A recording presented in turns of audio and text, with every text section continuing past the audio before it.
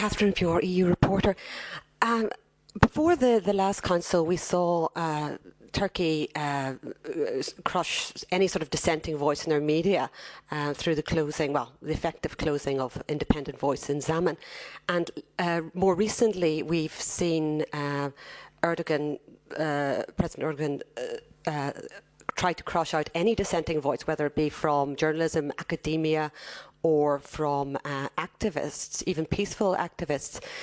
Does this give you cause for concern? Is the Commission considering it, that President Erdogan feels that he can act with complete impunity and will not face any censure from the European Commission? Indeed, he will look forward to visa liberalisation and opening chapters in accession. Thank you. Again, we have repeatedly stated that Turkey as a candidate country needs to respect and promote high democratic standards and practices, including freedom of media. Free, diverse and independent media constitute one of the cornerstones of a democratic society by facilitating the free flow of information and ideas and by ensuring transparency and accountability. Any country, and in particular those negotiating EU accession, needs to guarantee fundamental rights, freedom of expression and due judicial process in line with the European Convention of Human Rights. This is our position, and I think that everything we have been doing and we are doing, it's clearly put in this context. Yes, please. I'm sorry, but I've heard this several times at these press briefings.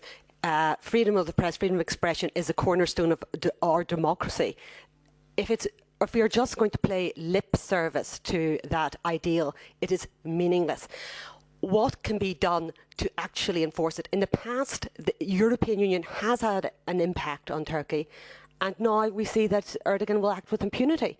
What are you actually going to do other than pay lip service to these ideals? If I may say, you are making a very selective use of the 3 points that I just presented.